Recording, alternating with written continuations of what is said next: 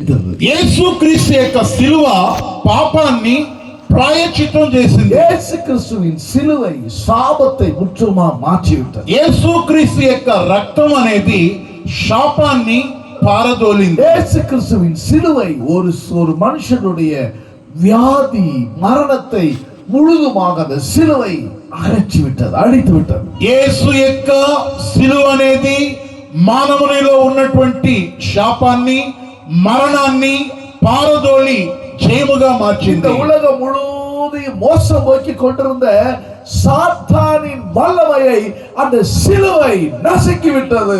ఈ లోకాన్ని మోసగించినటువంటి శత్రువు అయినటువంటి సాతాను యొక్క తలను చితగదొక్కింది. ఆమేన్ என்று சொல்றவங்க కరங்களை తట్టి కర్తரை మహిమపడుతున్నారు. ఆమేన్ అనేటువంటి వాళ్ళు రెండు చేతులు కొడుతూ ప్రభువును మహిమపరచండి. హల్లెలూయా, హల్లెలూయా.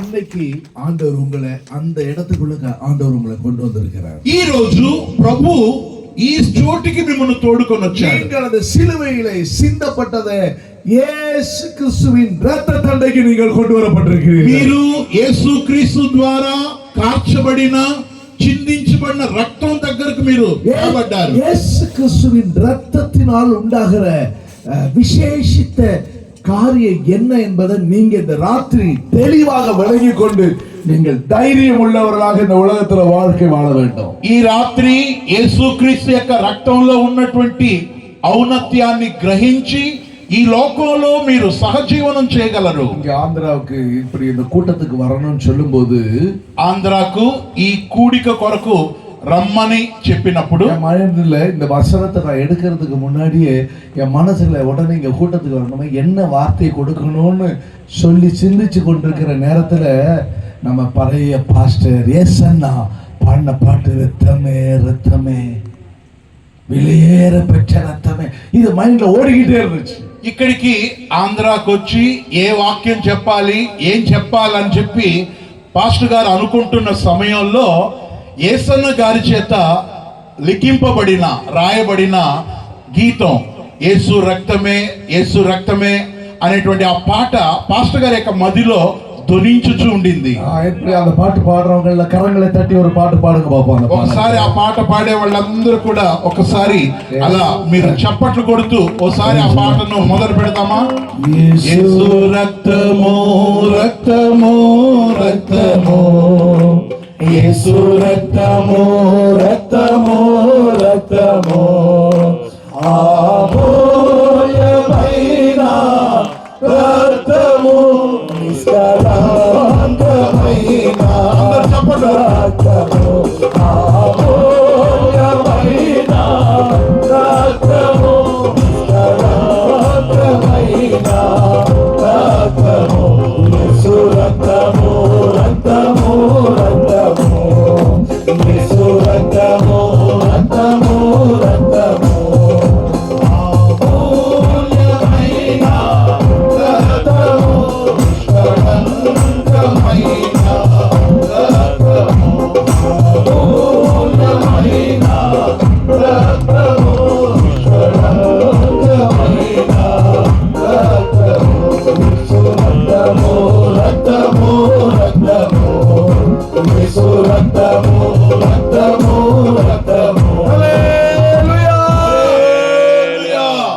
அந்த ரத்தத்தை பற்றி நீங்க அறிஞ்சு கொள்ளணும். ఆ రక్తమును గూర్చి మీరు బాగా ఎరిగి ఉండాలి. இந்த பைபிள் முழுவதும் நீங்க எடுத்துக்கிட்டீங்கன்னா బైబిల్ అంతా మీరు జాగ్రత్తగా చూడగలిగితే பைபிள்ல இருக்கிற ஒவ்வொரு ஆகமங்களிலும் ప్రతి ఆ యొక్క పత్రికలో కానీ ஆதியாகமம் முதல் ఆది కాండం మొదలుకొని வெளிப்படுத்தின விசேஷம் வரைக்கும் ప్రకటన గ్రంథం వరకు இயேசு கிறிஸ்துவின் சிலுவையை பற்றி ஒவ்வொரு ஆகமங்களிலும் சொல்லப்பட்டிருக்கிறது, நிருபங்களிலும் சொல்லப்பட்டிருக்கிறது. యేసుక్రీస్తు యొక్క రక్తాన్ని గూర్చి ప్రతి గ్రంథములోను ప్రతి పత్రికలోను చెప్పబడి ఉన్నది. ஆண்டவர் உங்களை இந்த கடைசி நாட்களிலே அவருடைய இரத்தத்திற்கு கொண்டு வந்திருக்கிறார். యేసుక్రీస్తు ఈ కడవరి కాలంలో ఆయన రక్తము ఎద్దుకు మిమ్మల్ని తోడుకొని వచ్చి ఉన్నాడు.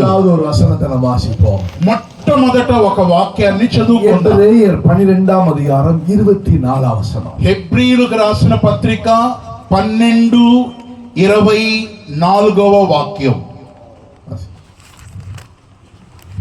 చట్టమాసం ఒకసారి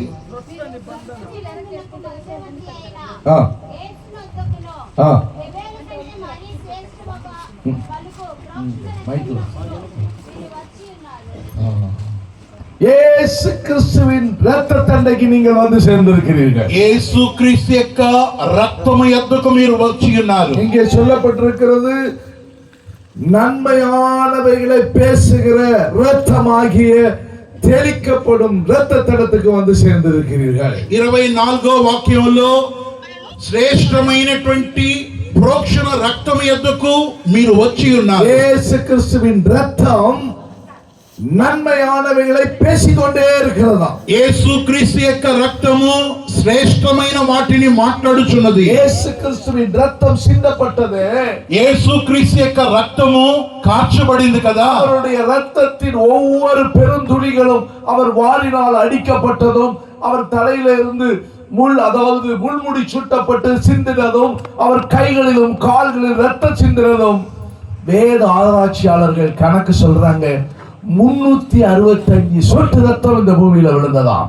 ప్రియులారా, జాగ్రత్తగా మీరుగా పరిశీలిస్తే యేసు ప్రభు యొక్క తల మీద పెట్టబడిన ముళ్ళ కిరీటం, చేతులకు ఏర్పడిన ఆ మేకుల యొక్క గాయం కావచ్చు, శరీరం అంతా కారినటువంటి ఆ రక్తపు యొక్క చుక్కలు ఎన్ని అని బైబిల్ పండితులు చెప్తున్నారంటే 365 చుక్కలు భూమి మీద రాలిందంట. எவ்வளவு உண்மை உள்ளதாக இருக்கிறது. ఇది ఎంత సత్యమో గ్రహించండి. ஒவ்வொரு நாளும் இந்த இயேசுவின் இரத்தம் நமக்கு நன்மை உண்டாக பேசிக்கொண்டே இருக்கிறது. ప్రతిరోజు మనకు శ్రేష్టమైన వాటిని మనతో ఈ రక్తం మాట్లాడుచున్నది. 365 நாளும் 365 రోజులు அவரை வாரினால் அவரை முதுகில் அடித்தார்களே. చూడండి, వీపు మీద చాళ్లతో కొట్టారు. வார் என்று சொன்னால் ஒரு வார் அல்ல.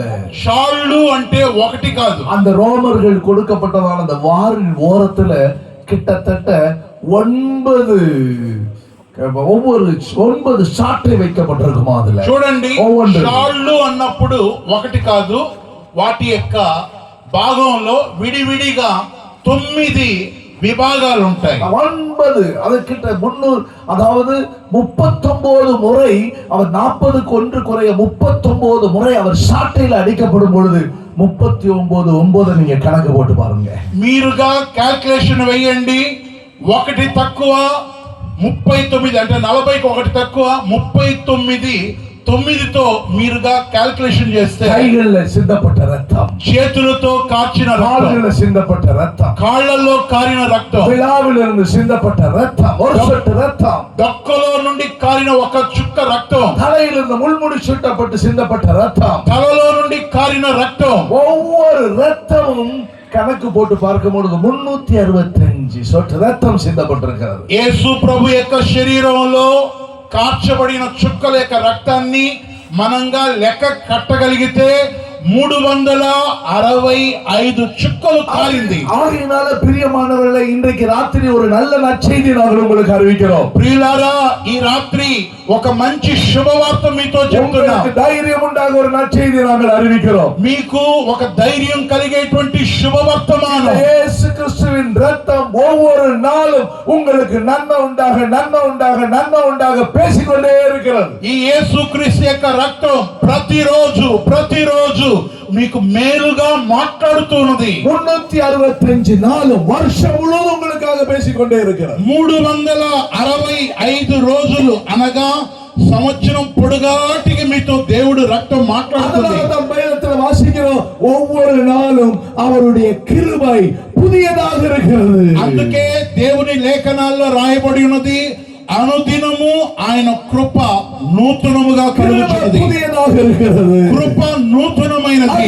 ஒவ்வொரு நாளும் அவர் நன்மை அவர் உங்களுக்காக பேசிக்கொண்டே இருக்கிறார். కావున ప్రతిరోజు మీ కొరకు దేవుడు మేలును మాట్లాడుతున్నాడు. புதிய உடன்படிக்கைக்குள்ளே வந்தவர்கள், ఈ క్రొత్త నిబంధనలోనికి వచ్చిన వాళ్ళు. இதற்கு நான் உதாரணமாக வேதத்தின் சில காரியங்களை பழைய ஏற்பாட்டிலிருந்து உங்களுக்கு எடுத்து வைக்கிற முன்னாடி ఈ సమయంలో పాస్టర్ గారు పాత నిబంధనలో ఉన్నటువంటి కొన్ని లేఖనాలను మీతో நீங்க చెప్తున్నాను. இதை கவனமா வச்சுக்கொண்டீங்கன்னா உங்க வாழ்க்கையில ரத்தத்தினால் உண்டாகிற ஒரு தைரியம் உண்டாயிருக்கும். మీరు ఇప్పుడు చెప్పే మాటలను మనసులో పదిలపరచుకుంటే రక్తము వలన కలిగే ధైర్యం మీకు వస్తుంది.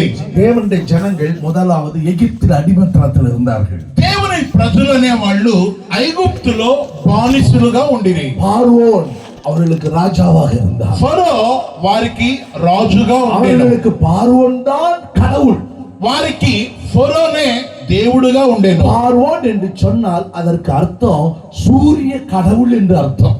ఫరో అనేటువంటి ఆ మాటకు అర్థం ఏంటంటే సూర్య దేవత దేవుడు అని అర్థం. ஆகையினால் எகிப்தியர்கள் முழுவதும் பார்வோனை தான் தெய்வமாக வைத்துக் கொண்டிருப்பார்கள். కావున ఐగుప్తీయులందరూ కూడా ఫరోనే దేవుడుగా వాళ్ళు తమ కుటుంబంలో పెట్టుకొని ఉంటారు. அவர்தான் எங்களுக்கு சூரிய கடவுள். అతడే మాకు సూర్య దేవుడు. இப்படி இருக்கிற இடத்துல ఇటువంటి సమయంలో தேவன் தம்முடைய ஜனத்தை ஆராதிக்கும்படியாக வெளியே கொண்டு வருகிறார். దేవుడు తన ప్రజలను తన్ను ఆరాధించడానికి బయటికి తెచ్చాడు. இதை பற்றி யாத்திராகமம் 7ஆம் அதிகாரத்தை நீங்க எடுத்துக்கொள்ளுங்க. దీనిని గూర్చి పరిశుద్ధ గ్రంథంలో మనం నిర్గమకాండం 7వ అధ్యాయంలో చదువుతున్నాం. எல்லா இடத்துலயும் உள்ள வசனத்தை நான் வாசிக்க எனக்கு டைம் இல்ல. ఇప్పుడు అన్ని వాక్యాలు చదవడానికి సమయం లేదు కాబట్టి ரொம்ப நேரம் ஒரு பாட்டு பாடிட்டாரு. ఎందుకంటే సీమోన్ గోల్డ్ పాట ఎక్కువసేపు పాడాం. அதனால உங்ககிட்ட நான் கர்த்தருடைய வார்த்தை சொல்லி உங்களுக்காக நாங்க ஜெபிச்சிட்டு உடனே நாங்க சென்னைக்கு போகணும். நாளைக்கு எங்களுக்கு ப்ரோக்ராம் இருக்குது. మీకోసం ఇప్పుడు పాస్టర్ గారు ప్రార్థన చేసి వెంటనే చెన్నైకి బయలుదేరాలి. రేపు అయ్యగారికి కొన్ని పరిచర్యలు ఉన్నాయి. இப்போ எனக்கு 8:45 எனக்கு మైక్ தந்தாரே. ఇప్పుడు పాస్టర్ గారు 8:45కైనా ఇప్పుడు టైం ఇచ్చాడు పాస్టర్ గారు వాక్యం చెప్పడానికి. அந்த கிரவுண்ட்ல ஒரு தடவை நடந்துச்சு மீட்டிங். పక్కలో ఉన్నటువంటి గ్రౌండ్ లో ఒకసారి మీటింగ్ జరిగింది. ஒரு தடவை எனக்கு 10:30க்கு தான் மைக்கே கையில கொடுத்தாரு. పాస్టర్ గారికి రాత్రి 10:30కే పాస్టర్ గారికి మైక్ ఇచ్చారు. ஆனா நீங்க எல்லாம் ரொம்ப கிருபை பெற்றவங்க. ஆந்திரால உள்ளவங்க அதனால எழுப்புதல் இங்க இருந்து ஆரம்பிக்குது. ఆంధ్రాలో ఉన్న మీరందరూ చాలా భాగ్యవంతులు. ఎందుకంటే ఉజ్జీవం అనేది ఆంధ్ర నుండే బయలుదేరుతుంది. ஒருத்தருக்கு ஆந்திரால உள்ள உற்சாகம் இல்லையே. చప్పట్లు కొట్టొచ్చు కదా ఒకసారి గట్టిగా. ஆமென் சொல்லிட்டு சொல்லணும் நீங்க. ఆమేన్ అని చెప్పి హల్లెలూయా అనండి. கர்த்தர் உங்களுக்கு ஒரு வார்த்தையை தந்தார் என்று சொன்னால் దేవుడు మీకు ఒక మాట ఇచ్చాడంటే உடனே ஆமென் வரணும் உங்க வாயில. వెంటనే మీ నోట్ల ఆమేన్ అనాలి. మీరు ஹல்லேலூயாங்கிற வார்த்தை வரணும். హల్లెలూయా అని ఒక మాట రావాలి. அப்படி சொன்னீங்கன்னா அது அப்படியே உங்களுக்கு நடக்கும். అలా మీరుగా వెంటనే స్పందించితే అలానే జరుగుతుంది. ஹல்லேலூயா హల్లెలూయా. அதனால சீக்கிரமா சொல்லி சீக்கிரமா உங்களை ஆண்டவரோட நெருக்கி வச்சுட்டு நாங்க சீக்கிரமா எங்க பிரயாணத்தை துவங்குறோம். తొందరగా మిమ్మల్ని దేవునికి దగ్గర చేసి పాస్టర్ గారు చెన్నైకి తొందరగా వెళ్ళిపోబోతున్నారంట. நல்ல சோபாக்கா அவங்களுக்கு நல்ல பிரியாணி கேசரி எல்லாம் ரெடி பண்ணி வச்சிருக்கிறாங்க. శోభక్క మీ కొరకు మంచి బిర్యానీ కేసరి మీకు సిద్ధంగా ఉంది. எல்லாம் பாருங்க பிரியாணின்றோன்னு எல்லாம் சந்தோஷம் முகத்தை பாருங்க. தூங்குற மூஞ்சி கூட அப்படி சிரிச்சிருச்சு எல்லாம். చూసారా బిర్యానీ అనే మాట వినగానే అందరి నోటి నిండా నవ్వు. அதை காட்டில இப்போ விசேஷமான பிரியாணிக்கு மேல ஒரு ஆகாரம் இருக்குது இங்க. ఇప్పుడు చికెన్ బిర్యానీ இப்போ கொடுக்கிறது మటన్ బిర్యానీ உங்களுக்கு. బిర్యానీ అనేది మామూలుగా ఉంది, నేను దాన్ని కాదనను. కానీ ఇప్పుడు వాక్యం అనేటువంటి మటన్ బిర్యానీ మీకు తినిపిపోతున్నా. హల్లెలూయా சொல்லுங்களே. ఒకసారి హల్లెలూయా. హల్లెలూయా. హల్లెలూయా. நீங்க பைபிள்ல பாத்தீங்கன்னா மோசே போய் அந்த பார்வோன் என்கிறவன் நீ தாயா இந்த உலகத்துல கடவுள் இருக்கிற நீ இல்ல கடவுள், எங்களுக்கு ஒரு கடவுள் இருக்கிறார், அவரை நாங்கள் ஆராதிக்க வேண்டும் என்று சொன்னார். మోషే బయలుదేరి ఫరో దగ్గరికి వెళ్ళి, ఫరో ఇప్పటి వరకు నువ్వు నేనే దేవుడు అనుకుంటున్నావు కదా, నువ్వు కాదు మాకు దేవుడు, మాకు ఒక దేవుడు ఉన్నాడు. நீ எங்க ஜனத்தை விடல அப்படிங்கிறார். అందువలన మా జనులను మేము దేవుణ్ణి ఆరాధించడానికి మమ్మల్ని బయటికి పోదుడు. உடனே அவன் சொல்றான், వెంటనే అతను అంటున్నాడు, காட்டிலும் பெரிய கடவுள் இருக்கிறாரா, నాకు మించిన దేవుడు అనే ఒక ఆయన ఉన్నాడా?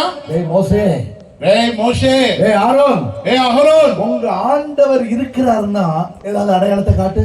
నీ దేవుడు ఉన్నాడంటే ఏదైనా ఒక రుజువు చూపిస్తారా? உடனே மோசே என்ன செய்தான், వెంటనే మోషే ఏం చేశాడు, கையில ஒரு குச்சி வச்சிருந்தான், మోషే చేతుల్లో ఒక కర్ర పెట్టుకున్నాడు, கையில ஒரு கோல் வச்சிருந்தான், ఆ చేతికి ఒక కర్ర ఉండింది. இதெல்லாம் நீங்க யாத்திராம 7ஆம் அதிகாரத்துல வாசிக்கலாம். ఈ విషయాలను నిర్గమాకాండం 7వ అధ్యాయంలో చదవచ్చు. உடனே மோசே என்ன செஞ்சா? వెంటనే మోషే ఏం చేశాడు? எங்க கடவுள் தான் பெரியவர், காட்டட்டா? మా దేవుడే గొప్పవాడు చూపించమంటారా? பார்வோ நீ கடவுள் நினைக்காத. ఫరో నువ్వు దేవుడు అనుకోవద్దు. எகிப்துக்கு நீ அதிபதியா இருக்கலாம். నువ్వు ఈ యొక్క ఐగుప్తుకు అధిపతిగా ఉండొచ్చు. தெய்வம் அல்ல. నీవు దేవుడు కాదు. உங்களுடைய தெய்வம் தான் மெய்யான தெய்வம். మా దేవుడే నిజమైన దేవుడు. இந்த வார்த்தையை சொன்ன உடனே, ఈ మాట చెప్పిన వెంటనే, நீ சொல்லு உங்க தெய்வம் தான் பெருசுன்னு நீ காட்டு பார்க்கலாம். మీ దేవుడే గొప్ప అయితే చూపి. அன்றைக்கு தேவனுடைய ஜனங்கள் தங்களோடு தெய்வம் இருக்கிறதை நிரூபித்தார்கள். ఆ కాలము నాటి ప్రజలు తమతో దేవుడు ఉన్నాడని రుజువు చేశారు. எலியாவின் காலத்தில் அப்படி இருந்துச்சு. ఏలియా కాలంలో ఇలా ఉండింది. பூமியில் இருக்கிற விக்கிரகங்களான இந்த பாகாலின் தெய்வம் தெய்வம் அல்ல. ఈ భూలోకంలో ఉన్నటువంటి ఈ యొక్క దేవతలు దేవుళ్ళే కారు. அக்கினி வானத்திலிருந்து இறக்குவார், அவர்தான் தேவன் என்று எல்லாருக்கும் முன்பாக அவர் நிரூபித்து காட்டினார். ఆకాశము నుండి ఎవరైతే అగ్నిని కురిపిస్తారో ఆయనే నిజ దేవుడు. இதே போல மோசே என்ன செய்தார்? ఇదే విధంగా మోషే ఏం చేశాడు? உடனே பார்வோனுக்கு முன்பாக ఫరో యొద్ద தன் கையில இருந்த கோலை அப்படி கீழே போட்டுட்டான். ఆ కర్రను కింద పడేశాడు. கீழே போட்ட உடனே కింద పడేసిన వెంటనే அந்த கோல் பாம்பாக மாறிடுச்சு. ఆ కర్ర పాముగా మారింది. உடனே மோசே என்ன செய்யறான்? వెంటనే మోషే ఏం చేశాడు? பாரு, எங்க தெய்வத்தில் நீ வல்லமையை காட்டுறேன். చూడండి మా దేవుని గొప్పతనం చూపిస్తా. எல்லா சாஸ்திரிகளை கூப்பிடுறான், శాస్త్రులను పిలిచాడు, ஜோசியக்காரங்களை கூப்பிடுறான், మాంత్రికులను పిలిచాడు, எல்லாத்தையும் கூப்பிட்டு అందరినీ కూర్చోబెట్టి, இங்க பாருங்க, அவன் கையில கூச்ச போட்ட உடனே வந்துருச்சு. చూడు பாம்பாயிருச்சு. మోషే చేతుల్లో ఉన్న కర్ర కింద వేస్తే పాములయ్యాయి. ஆனால் நீங்கள் என்னடா அப்படி இருக்கிறீங்க, நம்ம தெய்வத்துடைய வல்லமையை காட்டுங்கடாங்கற. వెంటనే మన దేవుని యొక్క శక్తి ఏంటో చూపియండి అన్నాడు. அவங்களும் போட்டாங்க, వాళ్ళు కింద వేశారు కర్రలు. அதுவும் பாம்பா போச்சு. వాళ్ళు వేసిన కర్రలు కూడా పాములు అయినాయి. மோசே அப்படியே நிக்கிறான், என்ன ஆண்டவரே? మోషే అలా వణికిపోతూ, ఏంటి ప్రభువా, நீங்க தானே இப்படி செய்ய சொன்னீங்க, ఇలా మీరే కాదు చేయమన్నారు, என்ன இப்படி ஆகி போச்சு? ఎందుకు ఇలా జరిగింది? அதுவும் நான் போட்ட கோடு பாம்பு, அவன் போட்ட கோடு பாம்பு ஆயிடுச்சு. నేను వేసిన కర్ర పాము అయింది, ఆ యొక్క మాంత్రికులు వేసిన కర్ర కూడా పాము అయింది. கொஞ்சம் போது, కొద్దిగా மோசே கொஞ்சம் போது. మోషే కొద్దిగా ఓపిక. இந்த மோசே கையில இருந்து போட்டதான கோல்ல வந்த பாம்பு எல்லாத்தையும் விழுங்கி போட்டுருச்சு. మోషే చేతుల్లో నుండి వేసిన కర్ర అనే పాము అన్ని పాములను మింగేశారు. ஏனென்றால் தேவனுடைய வல்லமை எல்லா வல்லமைக்கு மேலே சர்வ வல்லமை உள்ளவர். ఎందుకంటే దేవుని శక్తి అన్ని శక్తుల కంటే అతీతమైనది. ஏற்பட்ட கிரியைகளையும் அழிக்கக்கூடிய, விழுங்கக்கூடிய வல்லமை தேவனுடைய வல்லமை. ఎటువంటి శక్తులనైనా మింగివేసే శక్తి ప్రభువుకుంది. அடுத்தது తరువాత విషయం, இரண்டாவது காரியம். రెండవ కార్యం, பார்வோன்னு சொல்றான், நான் விட முடியாது. ఫరో అంటున్నాడు, నేను మిమ్మల్ని పంపిను, ஆராதிக்க விட மாட்டோம். ఆరాధించడానికి முதலாவது அங்க ஒரு அற்புதம் நடக்கிறது. మొదటగా ఒక అద్భుతం జరిగింది. ரத்தத்தினால் ஒரு அற்புதம் அங்க நடக்குது. రక్తము ద్వారా ఒక అద్భుతం. கர்த்தர் மோசேயை பார்த்து சொன்னாரு, దేవుడు మోషేను చూసి అన్నాడు, மோசே, మోషే போய் பார்வோனிடத்துல போய் சொல்லு, ఫరో యొద్దకు వెళ్ళి చెప్పు, அவன் காலையிலேயே போவான் நதிக்கு. అతడు ఉదయాన్న నదికి వెళ్తాడు. நீங்க அந்த வசனத்தை வாசிச்சு பாருங்க, 12 7ஆம் அதிகாரத்துல சொல்லி இருக்குது. யாத்திராகமம் 7ஆம் அதிகாரம் చూడండి, నిర్గమాకాండం 7వ అధ్యాయంలో 7ஆம் அதிகாரத்துல 7వ అధ్యాయం 16ஆம் வசனத்துல சொல்லி, அதாவது 15ஆம் வசனத்துல சொல்லி இருக்குது. 15వ వాక్యం.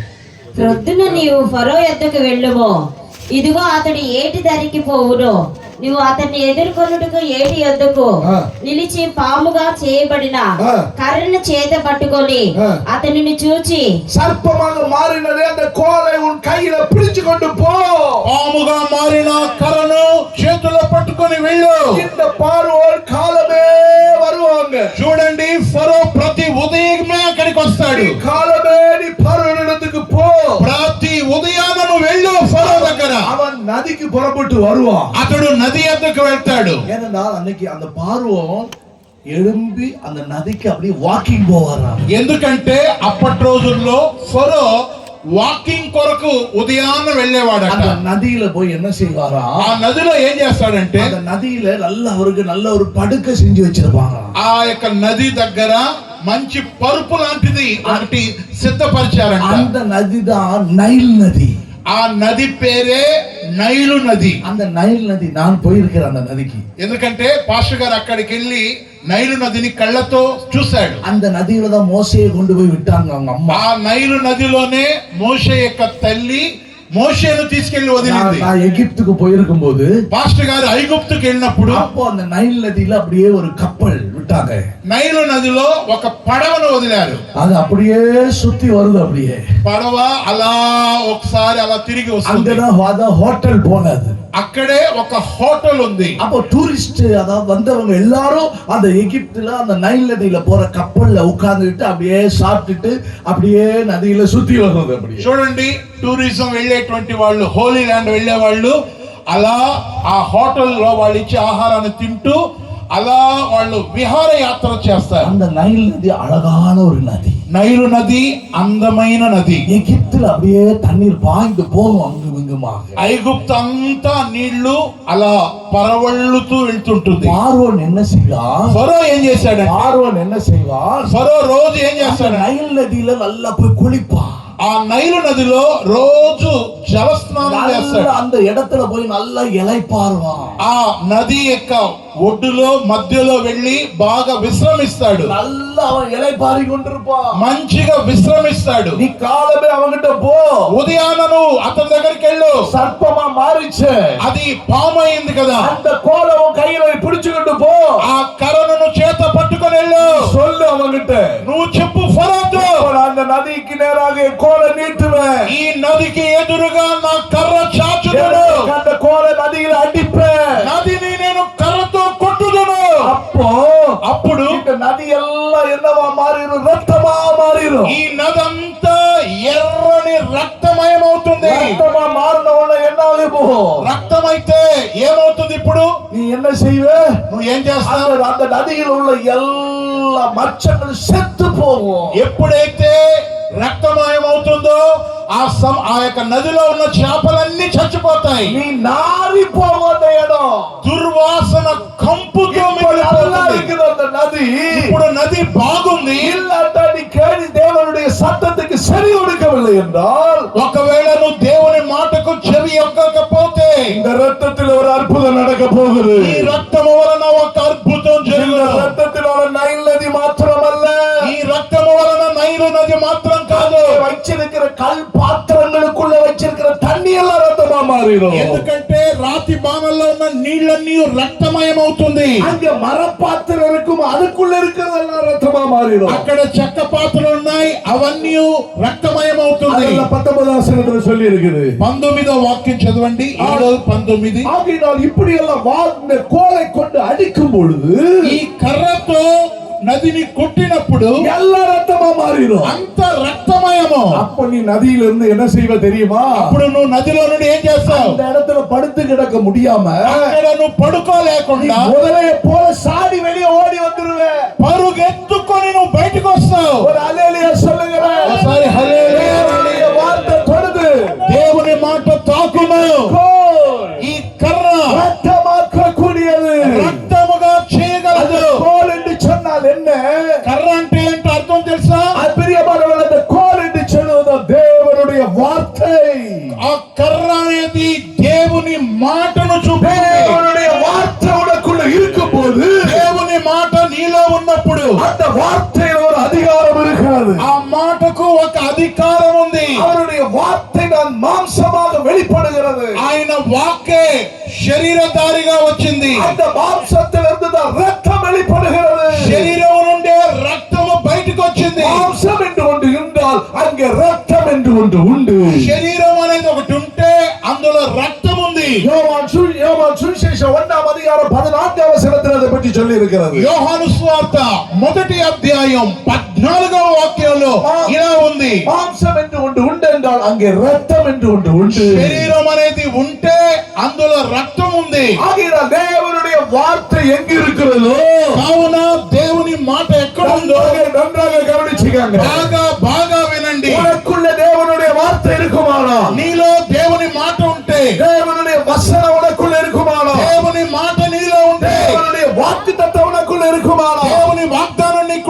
அங்கே ரத்தமும் உண்டு. అక్కడ రక్తం ఉంది. அந்த ரத்தம் உன்னை பாதுகாக்கக்கூடியது. ఆ రక్తము నిన్ను కాపాడును. எகிப்தின் வல்லமையை அழிக்கக்கூடியது. ఐగుప్తు శక్తులను పారదోలును. இதை பற்றி எசேக்கியா தீர்க்கதரிசி சொல்லி இருக்கிறான் தெரியுமா? దీనిని గురించి హిజ్కియా యెహెజ్కేలు ప్రవచించి ఉన్నాడు తెలుసా?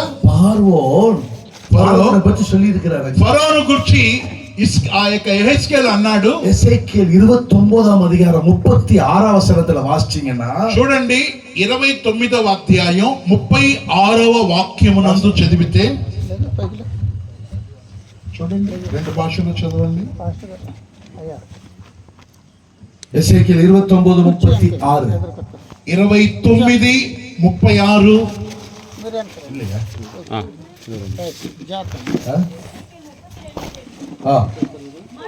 32 రెండో వాక్యం.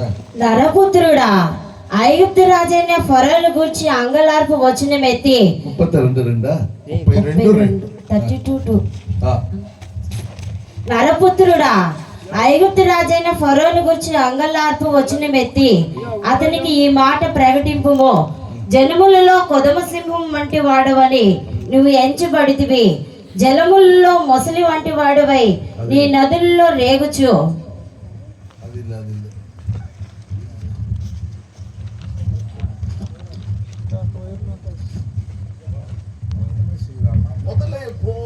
తుళ్ళి గురించారు. ఎందుకంటే ఆ వ్యక్తి ప్రతి దానికి ఉత్సాహాన్ని అత్యుత్సాహాన్ని చూపిస్తున్నాడు. அவனை என்ன செய்யறாரு ஆண்டவர்? చూడండి, దేవుడు అతన్ని ఏం చేస్తాడంటే அவனை முதலைய போல அவனை துள்ளி சாட வச்சிருந்தாரு சொல்லி இருக்குது வாசனம். எசேக்கியேல் தான் சொல்லி இருக்கிறாரு. முதல்லங்கிறத போட்டு பாத்தீங்கன்னா தெரியும். அப்போ அந்த அவன் என்ன செய்யறான்? அவன் எகிப்துல இருக்கிறான். அவன்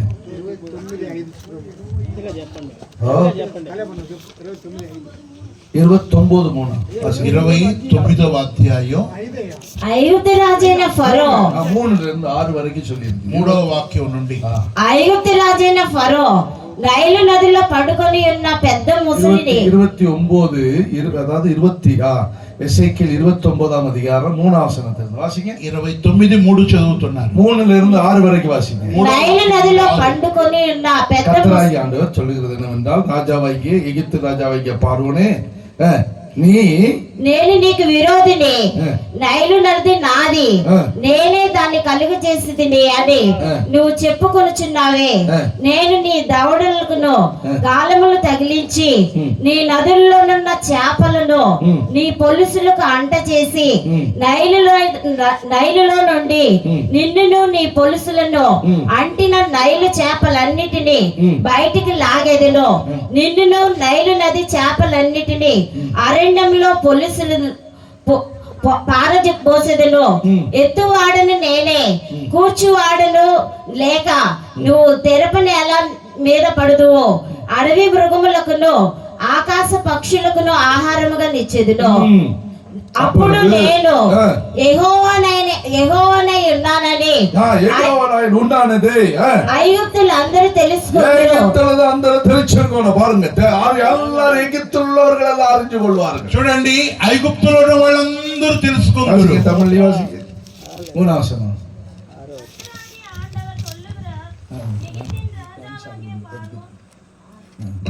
வாசிச்சாங்க. ஆண்டவர் சொல்லுகிறார், எகிப்தின் ராஜாவாகிய பார்வோனே, நீ உன் நதிகளின் நடுவிலே படுத்துக்கொண்டு என் நதி என்னுடையது, நான் அதை எனக்காக உண்டு பண்ணி, நான் இதை எனக்காக இந்த நைல் நதியில படுத்துக்கிட்டு எனக்கு தான் இதை உண்டாக்குனேன். చూడండి, అతడు నైలు నదిలో పడుకొని నా కొరకే నేను దీన్ని సిద్ధం చేశాను.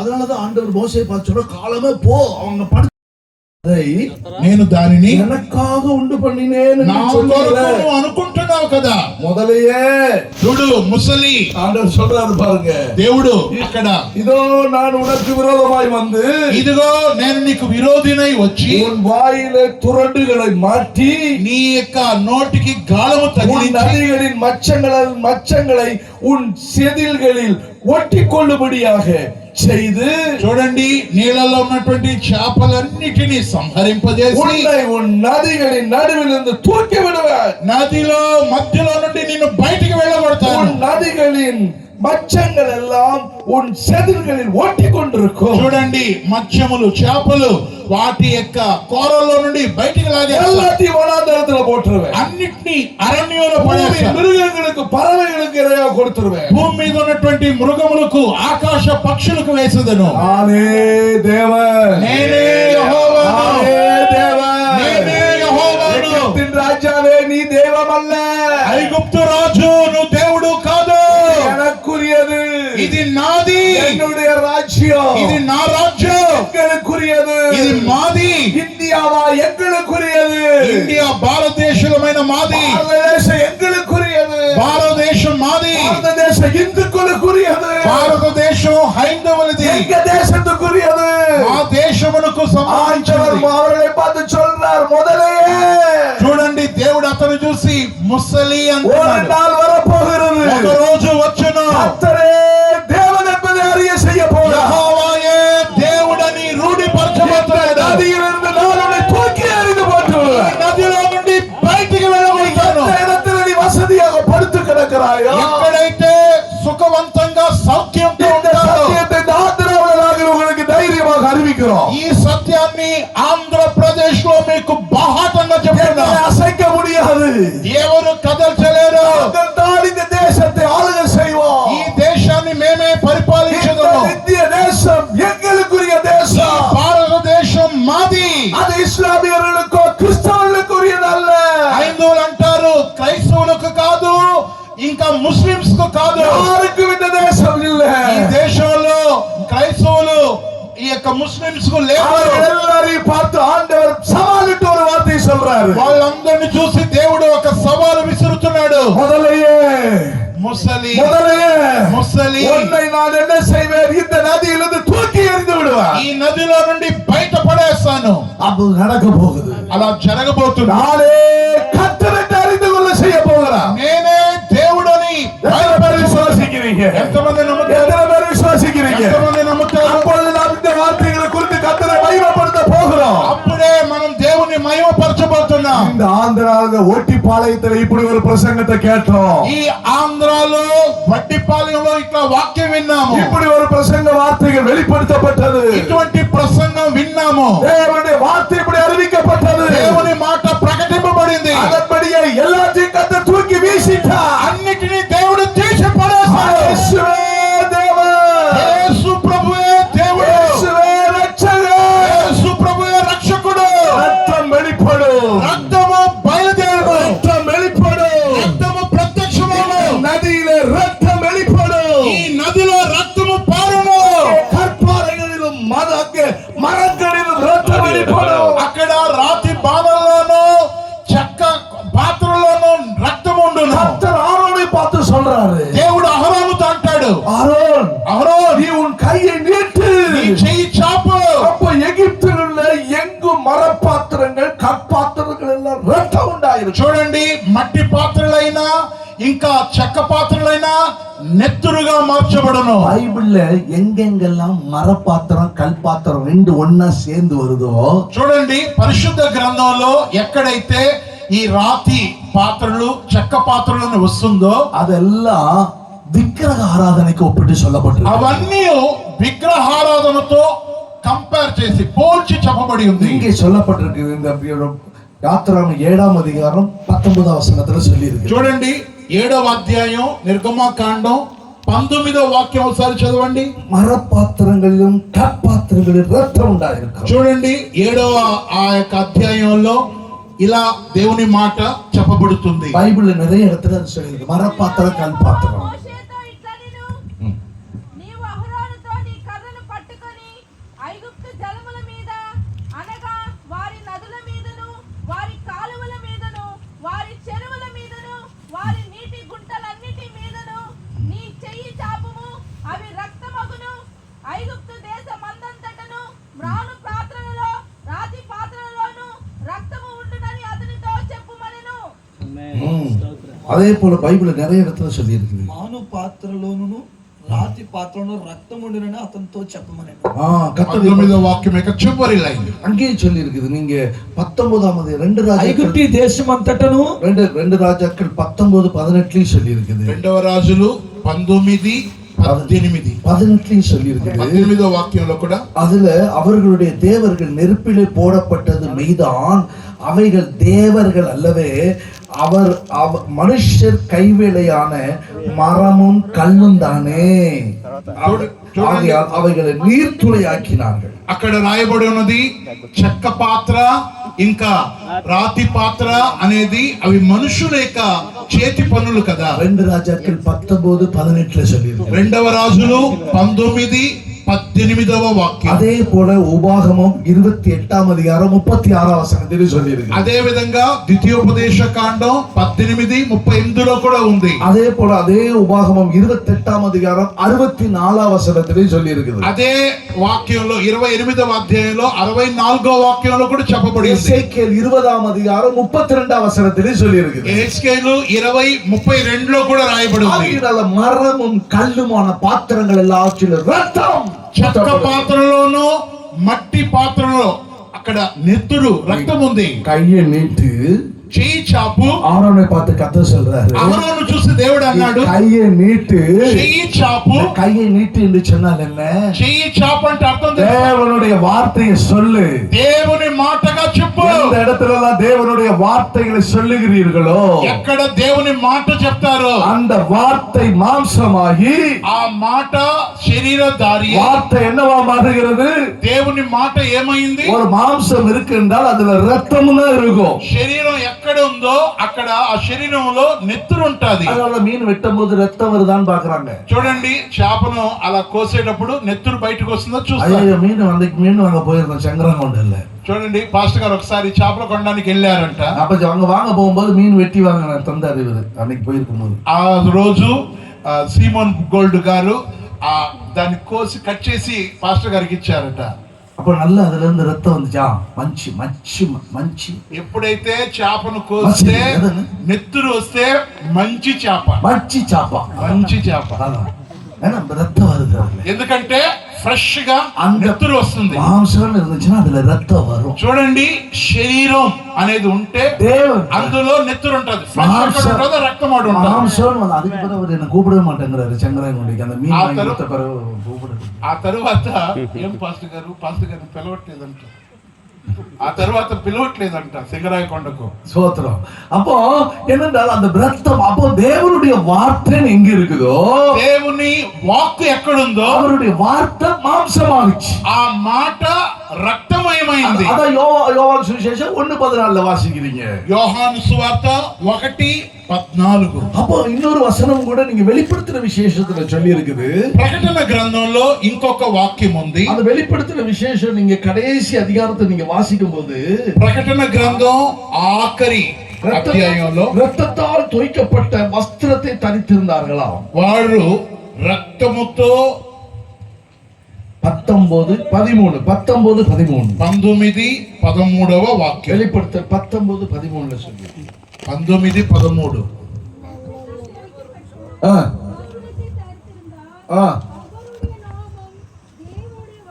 அப்ப ரத்தத்தை வாசிக்க రక్తంలో ముంచబడిన వస్త్రము ఆయన ధరించుకుని ఉండేను, మరియు దేవుని వాక్యం అన్న నామం ఆయనకు పెట్టబడి ఉన్నది. நல்லா பார்க்கணும் நீங்க. బాగా ఈ వాక్యాన్ని గమనించండి. வஸ்திரம் எப்படி இருக்குது? వస్త్రం ఎలా ఉంది? బట్టలు రక్తமா இருக்குது. నెత్తురుమయంగా రక్తంగా ఉంది. రక్తத்துல தோய்ச்ச வஸ்திரம், రక్తముతో ముంచబడిన அவருடைய நாமம், ఆయన నామం, அவருடைய வார்த்தை, ఆయన వాక్కు. அப்படி அவருடைய வார்த்தை எங்க இருக்குது? ఆయన మాట ఎక్కడుంది? இங்க இருக்குது.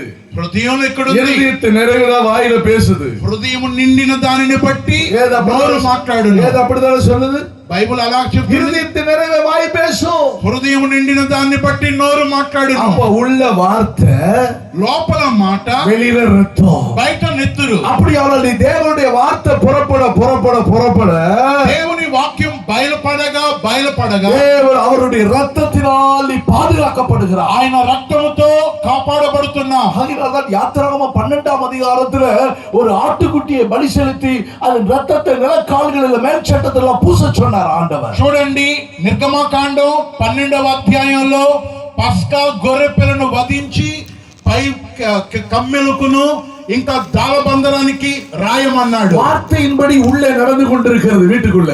లోపల దేవుని మాట ప్రకారంగా జరుగుతుంది. ஒரு குட்டி ஆட்டுக்குட்டி பலியாக்கப்படுகிறது. ఒక పస్కా గొర్రె పిల్ల వధించబడింది. వార్తయిன்படி உள்ள செயல்கள் உள்ள நடக்குது.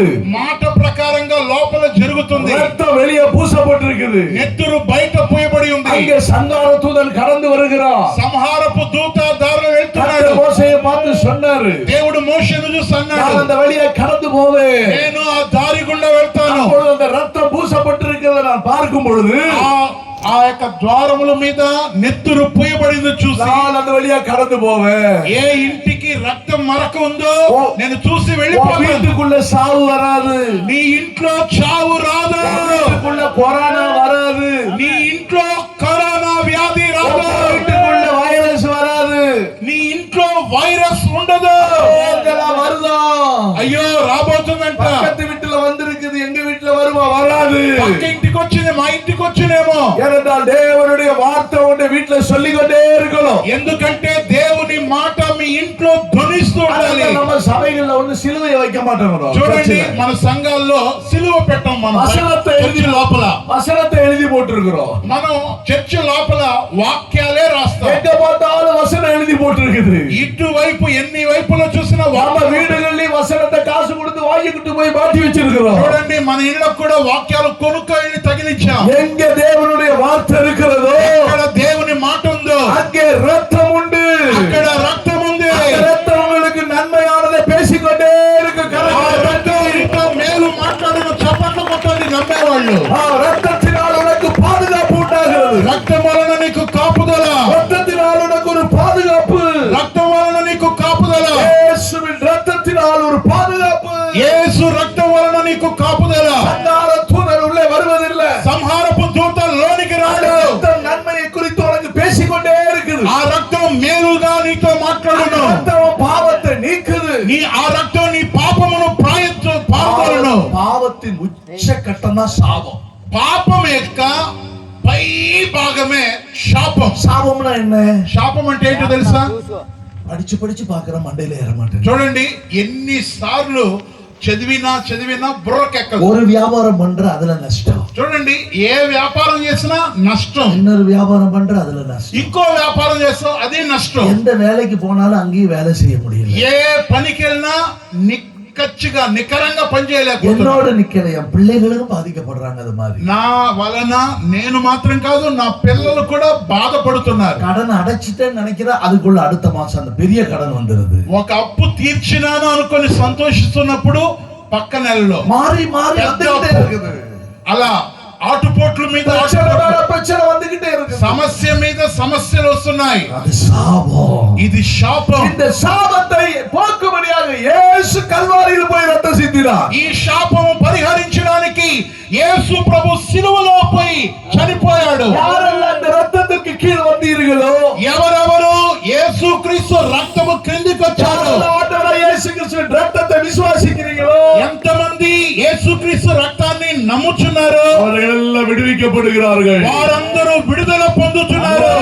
பார்வோனை ரத்தத்தின் வல்லமையை காண்பித்ததால் அவனை ஆண்டவர் விடுதலையாக்கினார். చూడండి ఫరోను దేవుడు రక్తము చూపించే భయపెట్టి అతన్ని వెళ్ళగొట్టాడు. முதலாவது பார்வோனை ரத்தத்தின் வல்லமையினால் தான் அந்த முதலையை நதியிலிருந்து தூக்கி வீசினார் என்று எசேக்கியேல் தீர்க்கதரிசி சொல்லுகிறார். మనము యెహెజ్కేలు గ్రంథంలో చదివినట్లు ఫరో అనేటువంటి పెద్ద ముసలి ఆ యొక్క దానిని దేవుడు బయటికి గెంటేశాడు. రాత్రి நீங்கள் எந்த சூழ்நிலையில் இருந்தாலும் சரி, ఈ రాత్రి మీరు ఏ స్థితిలో ఉన్నా, எந்த தரித்திரம் உன்னை பிடித்திருந்தாலும் சரி, ఎటువంటి దరిద్రం మిమ్మల్ని పట్టుకొని வியாதி உனக்குள்ளே பார்வோனை போல படுத்திருந்தாலும் சரி, వ్యాధి నీలో ఫరో వలె పడుకొని ఉన్నా సరే, உனக்குள்ள சில தீய பழக்க வழக்கங்கள் அடிமைத்தனத்துக்குள்ள நீ இருந்து வெளியில வர முடியாமல் இருந்தாலும் சரி, ఒకవేళ చెడ్డ అలవాట్లో నుండి బయటికి రాలేని స్థితిలో బంధించబడి ఉండొచ్చు. இன்றைக்கு ராத்திரி வேளையில ఈ రాత్రి వేళ இயேசு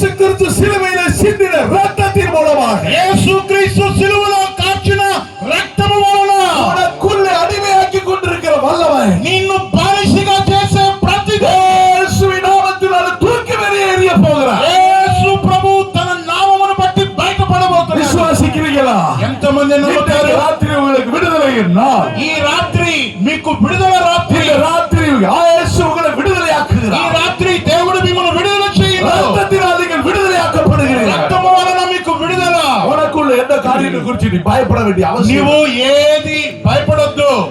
ஆபேலின் ரத்தம் என்ன செய்கிறதா? హేబేలు యొక్క రక్తం ఏమంటుంది? இந்த ரத்தத்துல ஒரு விசேஷம் இருக்குது. రక్తంలో ఒక గొప్పతనం ఉంది. ఏంటో తెలుసా? நான் படிச்சுக்கிட்டு இருக்கும்போது எங்க மாஸ்டர் சொல்லுவார் ஒரு தடவை. పాస్టర్ గారు చదువుకునే రోజుల్లో పాస్టర్ గారికి ఉపాధ్యాయుడిగా ఉన్న వ్యక్తి ఇలా అన్నవాడు. நான் ஒரு கிறிஸ்டியன் ஸ்கூல்ல தான் படிச்சுக்கிட்டு இருந்தேன். పాస్టర్ గారు ఒక క్రైస్తవ స్కూల్లో చదివేవాళ్ళు. அந்த பாஸ்டர் குமார், அவர் பேர் குமார் சார்.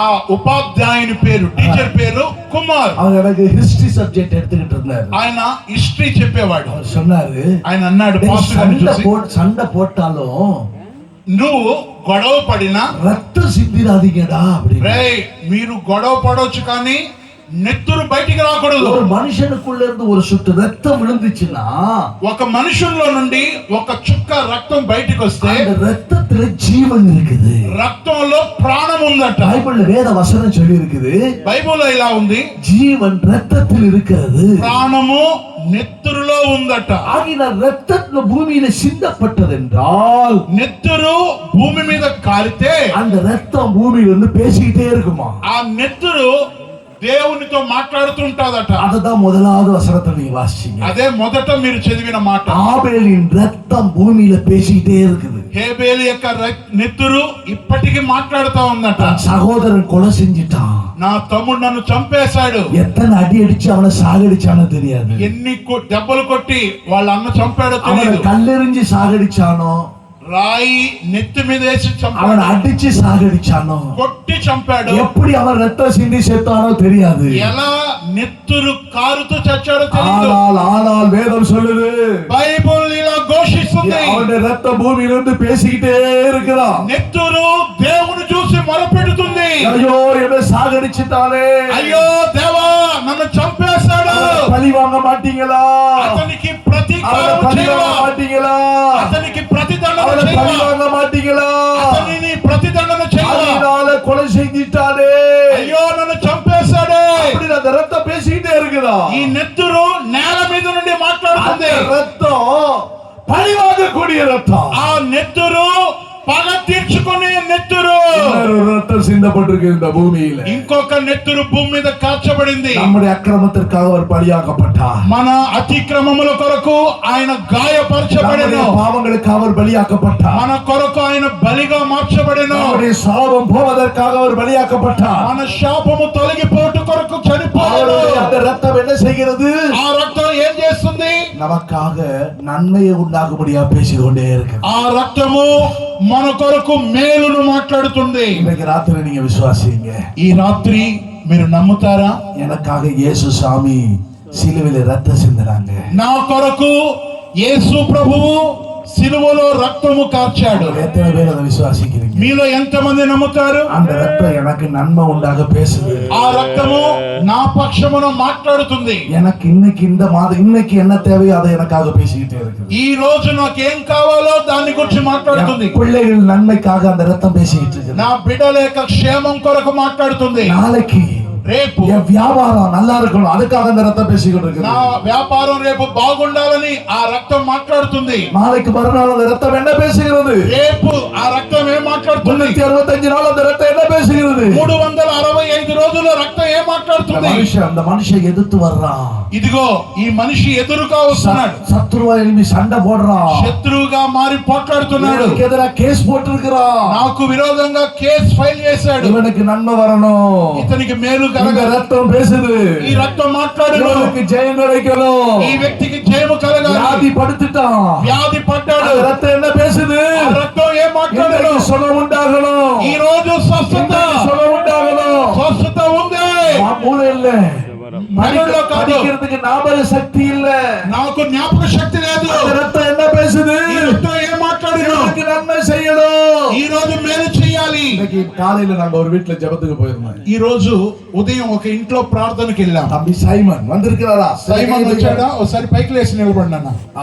அவருடைய விதத்துல அவருடைய வீட்டுல இன்னைக்கு கூட்டம் வச்சிருந்தோம். ఆ తమ్ముని ఇంట్లో ఈ రోజు ఒక స్తుతి కూటం పెట్టారు. அப்ப அவருடைய கர்த்தர் அவருக்கு ஒரு நன்மை செஞ்சாரு. దేవుడు ఆ తమ్మునికి ఒక ఉద్యోగం మంచి మేలు చేశాడు. அப்போ அவருடைய இன்ட்ரியில 14 தான் உண்டு, ஆனால் 13லயும் அவர் தோத்து போனார். ఆ తమ్మునికి 14 ఇంటర్వ్యూ పెడితే 13 ఇంటర్వ్యూలో ఫెయిల్ అయిపోయాడు. ஆனால் சோர்ந்து போகல, అయినా సొమ్మసిల్లిపోలేదు, சோர்ந்து போகல. అలసిపోలేదు.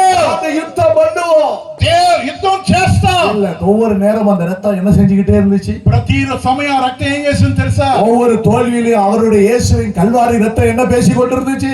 ప్రతిసారి ఓడిపోయేటప్పుడు యేసు రక్తం ఆ తమ్మునితో ఏం చేసింది తెలుసా? இவனுக்கு நன்மை செய்யலாம், ఇతనికి మేలు చేయండి, சைமனுக்கு நன்மை செய்யலாம், సైమనుకు మేలు చేయండి, சைமனுக்கு நன்மை செய்யலாம். సైమనుకు మేలు பல చేయండి. தடைகள் வந்து கொண்டே இருந்துச்சு. ఆటంకాలు వచ్చాయి. 14 கடைசி இந்திரியம் లాస్ట్ గా 14వ எல்லாம் உடைஞ்சு போச்சு.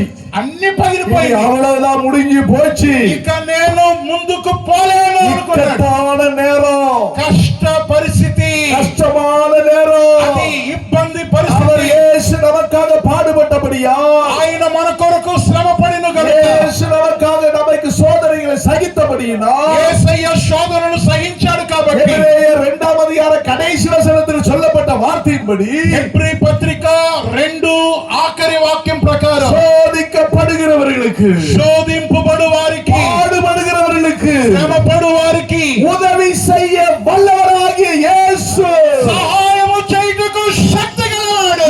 கட்டில் அவனுக்கு உதவி செய்தார், కష్టకాలమున సహాయము చేశాడు, உதவி செய்தார். ఇబ్బందుల్లో సహాయం చేశాడు. தான் வேதம் சொல்லுது, బైబిల్ అంటుంది, நினைப்பதற்கு வேண்டிக் கொள்வதற்கு அதிகமாக கிரியை செய்ய வல்லவர். ఊహించిన దానికంటే, అనుకున్న దానికంటే అత్యధికంగా చేశాడు. எபேசியர் 3ஆம் அதிகாரம் 20ஆம் வசனத்தில் சொல்லி இருக்குது, ఎఫెసీ 3:20 ఇలా చెప్తుంది, நினைப்பதற்கு வேண்டிக் கொள்வதற்கு அதிகமாக. ఊహించిన దానికంటే, అనుకున్న దానికంటే అత్యధికంగా. அந்த சூழலில் நீ சோர்ந்து போகாத, ఏ సమయంలో அந்த అధైర్యపడద్దు. சூழலில் ஆண்டவரை விட்டு விலகிறாத. శోధన వచ్చిందని దేవుడి నుండి இந்த తొలగిపోవద్దు. உலகத்தில் உள்ளது ஒன்று உனக்கு கரம் கொடுக்க முடியாது. ఈ లోకంలో ఉన్నది ఏది నీకు చెయ్యొద్దనివ్వదు. அதான் தாவீது சொல்றாரு. దావీదు అంటాడు, இன்னைக்கு காலையில அவங்களுடைய வீட்டுல போய் மீட்டிங் நடத்தும் போது அந்த வார்த்தையை தான் கர்த்தர் தந்தார். ఈ రోజు ఆ తమ్ముని వాళ్ళ ఇంట్లో వాక్యం చెప్పేటప్పుడు ఈ మాట ద్వారా దేవుడు మాట్లాడాడు. பிரசங்கம் முடிஞ்ச பிறகுதான் தம்பி சாட்சி சொன்னார். ప్రసంగం అంతా అయిన తర్వాత ఆ తమ్ముడు సాక్ష్యం చెప్పాడు. ஒருவேளை அவர் முன்னாடியே சாட்சி சொல்லியிருந்தாருன்னா சாட்சியை கேட்டுதான் பாஸ்டர் பிரசங்கம் பண்றாருன்னு நினைச்சிருப்பாங்க. ఒకవేళ ఆ తమ్ముడు ముందే సాక్ష్యం చెప్పి ఉంటే, చూసారా, ఆ తమ్ముడు సాక్ష్యం చెప్పినందువల్ల ఈ వాక్యం పాస్టర్ చెప్పారు అనుకొని ఉండేవాడు. முன்னகுட்டியே கர்த்தர் கொடுத்துட்டார் அந்த కానీ வார்த்தையை. ఆ తమ్ముడు సాక్ష్యం చెప్పడానికి ముందే దేవాతి దేవుడు మాట్లాడాడు. இக்கட்டில் அவர்தான் உதவி செய்கிறார். కష్టకాలములో దేవుడు మాత్రమే సహాయం చేయవాడు. மனுஷனுடைய உதவி விருதா, మనుషుల సహాయం వ్యర్థం. உலகத்தில் எந்த காரியத்தை நீ நம்பி போனால் அதெல்லாம் சும்மா விருதா. ఈ లోకం వెనకాల ఏదైనా వెళ్తే అది నీకు ఏది కూడా సహాయం. தேவன் ஒரு மனுஷனுக்கு கரை கொடுக்கும் போது, దేవుడు ఒక వ్యక్తికి చెయ్యిని అందిస్తే, நீ உலகத்துல ஒரு வேலை பெரிய பட்டம் எடுத்திருக்கலாம், ఒకవేళ ఈ లోకంలో మంచి చదువు చదివి ఉండొచ్చు, நிறைய பதக்கம் வாங்கி இருக்கலாம், ఒకవేళ డబ్బు చేతి నిండా సంపాదించు, பெரிய டబ్బு இல்ல, நீ பெரிய கோல்டு மெடல்ல வாங்கி இருக்கலாம், ఒకవేళ లోకంలో గోల్డ్ మెడల్ కొట్టి ఉండొచ్చు, எல்லாம் வாங்கி இருக்கலாம், ఎన్నో మంచి எல்லாத்திலும் ஃபர்ஸ்ட் வாங்கி இருக்கலாம். అన్నిట్లో ఫస్ట్ వచ్చి ఉండొచ్చు. அவனுக்கு வெறும் 30,000 தான் சம்பளம் இருக்கும். అతనికి 30,000 మాత్రమే జీతం. கடைசியா இருப்பான் ஒருத்தன், చివరిలో ఒక వ్యక్తి ఉంటాడు, பயிலாய் படிப்பான். ఫెయిల్ అయి చదివి ఉంటాడు. ஒரு பிள்ளை போன வாரத்துல எங்களை வந்து பேசிக்கிட்டு இருந்தாங்க எங்களுடைய சபையில. పాస్టర్ గారు వాళ్ళ చర్చిలో ఒక పాప ఇలా చెప్పిందట, 6ஆம் கிளாஸ்ல 3 தடவை பயிலா போன பையன். 6వ తరగతిలో 3 సార్లు ఫెయిల్. ఇప్పుడు அவன் டாக்டரேட் முடிச்சிருக்கிறான். ఇప్పుడు ఆ పాప డాక్టరేట్ ముగించింది. இப்போ இவனோட இருந்து ஃபர்ஸ்ட் வாங்கினவங்க எல்லாம் இவனை கட்டிட்டு சம்பளம் குறைவா வாங்கி இருக்கிறாங்களா. ఈ పాప ఫెయిల్ అయిపోయినప్పుడు ముందు చదువుకున్న వాళ్ళంతా చాలా తక్కువ జీతం తీసుకున్నారు. எல்லாத்துலயும் ஃபர்ஸ்ட் வாங்கினவன் கடைசியில போயிட்டான், கடைசியில இருக்கிறவன் மேல வந்துட்டான். చూడండి, ముందుకెళ్ళిన వాళ్ళు వెనకెళ్ళిపోయారు, వెనకాల ఉన్న వ్యక్తి ముందుకెళ్ళిపోయాడు. இந்த ஆண்டவர் அப்படிதாங்க பண்ணுவாரு. ఈ దేవుడు ఇలా చేస్తాడండి. பள்ளங்கள் எல்லாம் மேடாக்கிடுவாரு. బైబుల్ ప్రకారంగా ఈ గుంటలన్నీ కూడా ఎత్తు చేయబడును. மேடெல்லாம் அப்படி மலைகள் எல்லாம் தகர்ந்து போகிறோம். ఎత్తుగా ఉన్నవన్నీ కూడా పల్లాలుగా మార్చబడతాయి. தமிழ்ல ஒரு பாட்டு இருக்குது, తమిళంలో ఒక పాట ఉంది. பள்ளங்கள் எல்லாம் நிரம்பிட வேண்டும், மலைகள் குன்றுகள் தகர்ந்திட வேண்டும். அப்ப மலைகளும் குன்றுகள் எல்லாம் மாறி போயிடும். ఎత్తుగా ఉన్నవన్నీ కూడా పొలాలైపోతుంది. சோர்ந்து போகாத.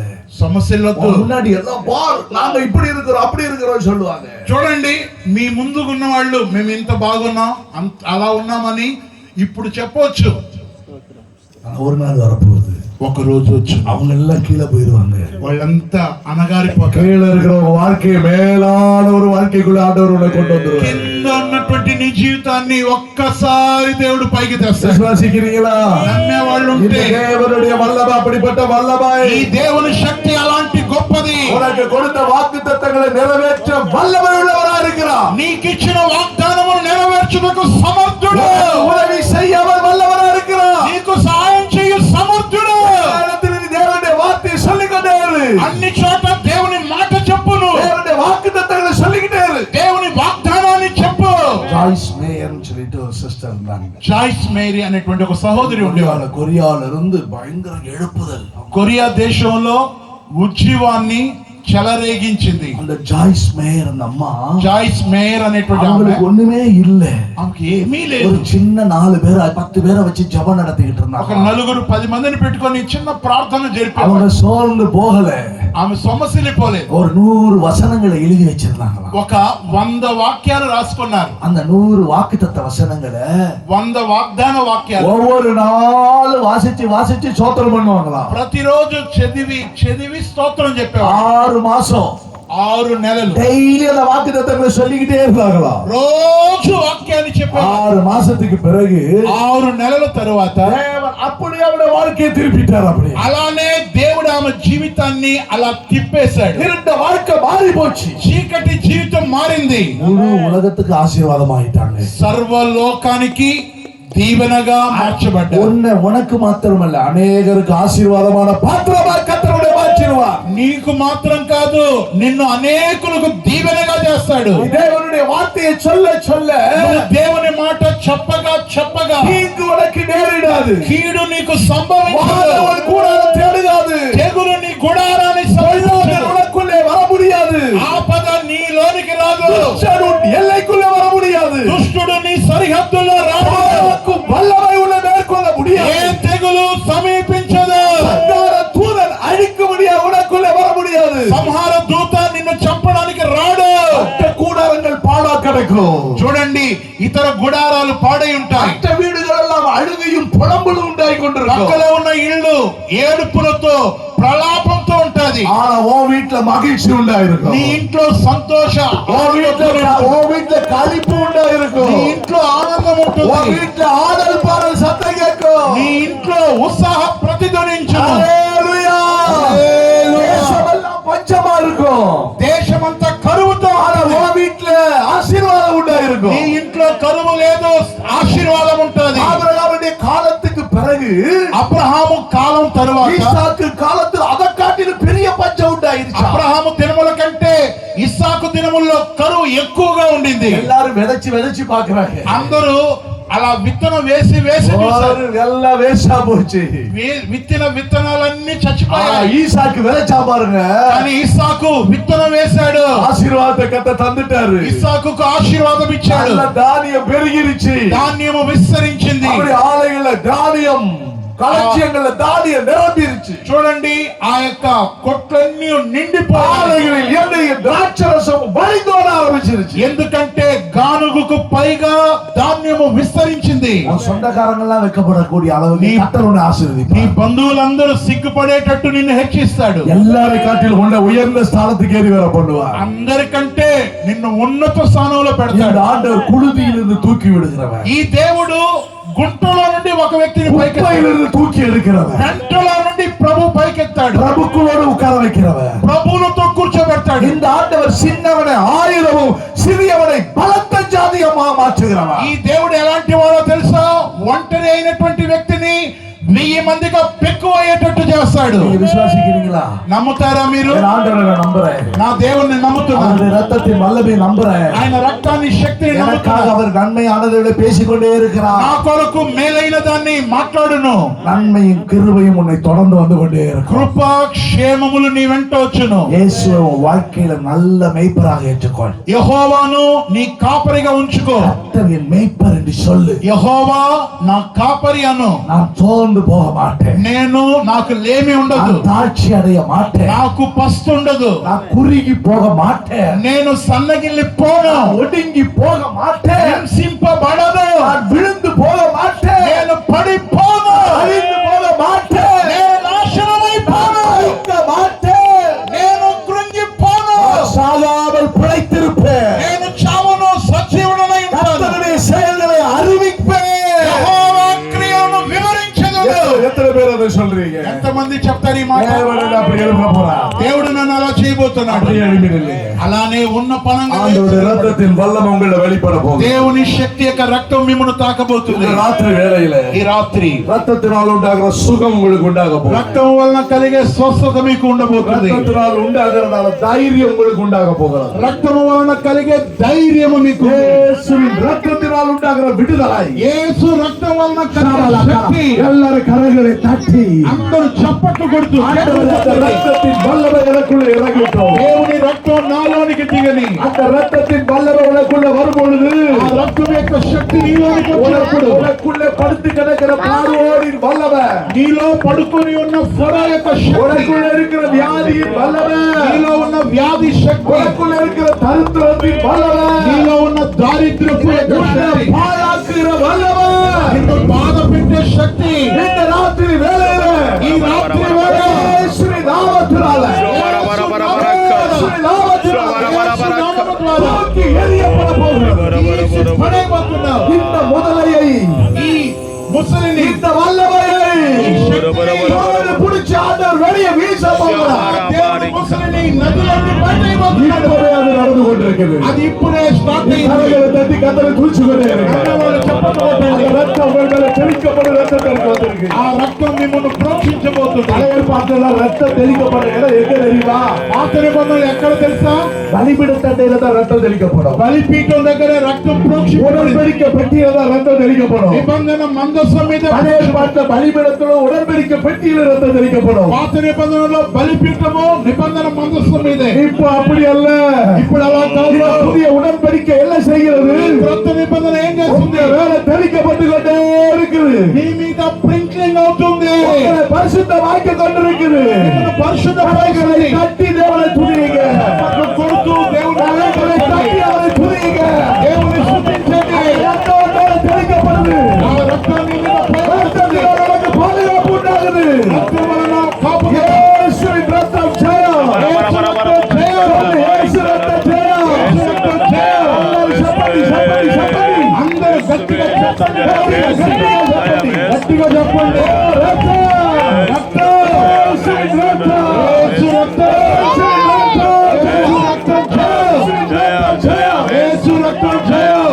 వాళ్ళ వర్షాలని ఓడపోదు. ఫరో శక్తి పారిపోబోతుంది. வெளியே ఓడ పోవాలి. దారి పోగబోతుంది. అడిగి పోతుంది.